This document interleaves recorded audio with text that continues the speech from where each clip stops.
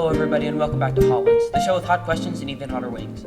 Joining us today we have pilot, actor, and chef, Mr. Nisbet. Mr. Nisbet, how do you do with spice? I like spice. I'm ready for some heat today.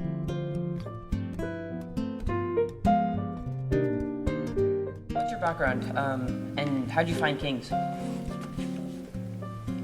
Well, my background, this is actually my second career. My first career was in the military. I was a combat helicopter pilot, flew Huey helicopters for 10 years active service, and I got to a point where I felt like it was great to be protecting society, but I got to a point where I wanted to actually build society and help create a future, not just protect the future.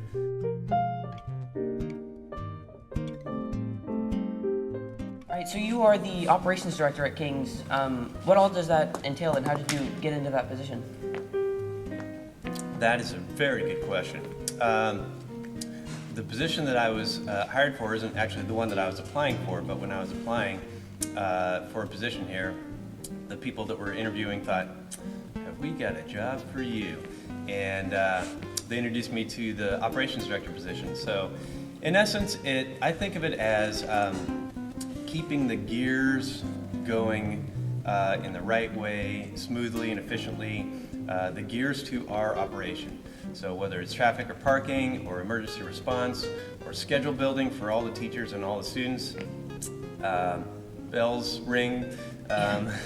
So sometimes that's important in a school environment to have signals that tell people, you need to be to class. So all of those kind of things that operate throughout the day, we usually have a hand in making that making it happen efficiently.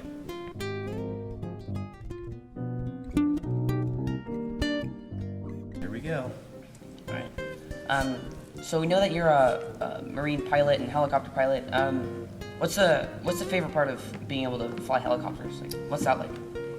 I think the most favorite, the favorite part of what I do when I fly helicopters is flying into landing zones. So if there's a pickup to complete, a pickup mission or an evacuation mission, we have to get to the ground safely and make sure our crew is delivered or picked up in a safe manner, of course. And the challenge then is there's never a perfect landing zone. You always have to find the correct direction to come into with the wind being what it is. Maybe there's trees nearby. You have to do your best to avoid trees. Terrain might be sloping, so you have to account for that. And then, to add a twist, do that at night on night vision goggles. So flying helicopters and landing into confined zones with night vision goggle assist, that's pretty challenging, but it's also really gratifying when you nail it, when you get it. You just land right in the correct spot and it's all safe and you can complete your mission and away you go.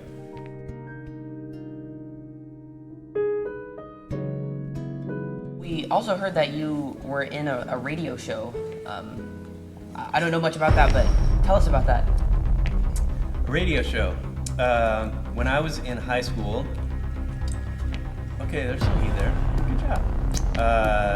When I was in high school, there was a weekly radio show, half an hour program on Wednesdays, and I was co-hosting with another student, and yeah, we just kind of broadcast some school news, things going on at school, did a few interviews, sports, band, drama, you name it. We tried to cover it, and it went out to the whole city. The city had all of 2 radio stations, so Wednesday night people could tune in and listen to me and my co-host tell the city what was happening at the local high school.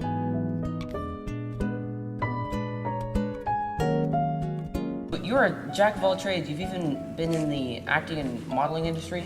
Is what we've heard. How'd you get into that, and what's that like?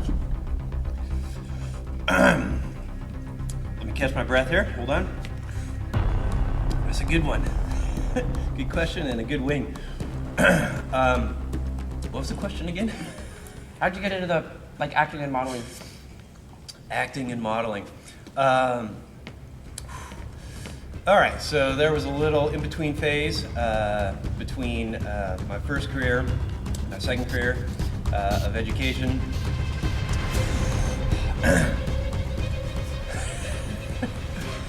And I thought, maybe there's a place for me to try out being an actor. And so, wow, this is a good level you got.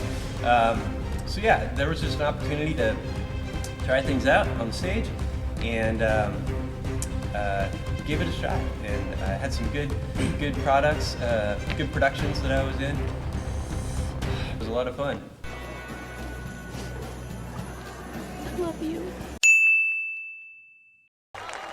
If I made it. Apparently, we all did. She had me fooled too. Captain Harris.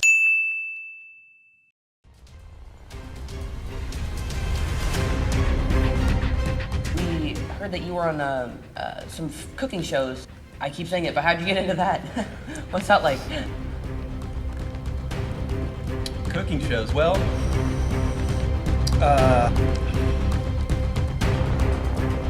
wow, okay, that's a good one. It's like, there's this fire going down my throat right now. Yeah. Yeah, that's good, that's good. Cauterizing all those, nerve endings. Who needs nerve endings anyway? Well, cooking, I would say, if I can say it, not so much a show, but wow, legacy fundraiser. We put together a package of this Iron Chef barbecue, and wow, I was just approached crossing the quad one day. Hey, Mr. Nisbet, how about if you want to be a chef for us, and you can come and compete? and help us with the fundraiser. And my first reaction was, honestly, I said,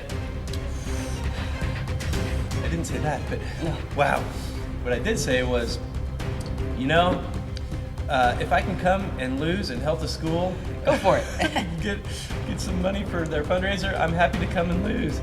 And so I went, and I came away with the championship, which made my jaw drop, much like this chicken wing is making my jaw drop right now. Woo! You made it through. Praise the Lord. You've been an amazing guest. Thank you so much for being on the show. All right. Ladies and gentlemen, Mr. Nisbet. Great. Thanks, Zach.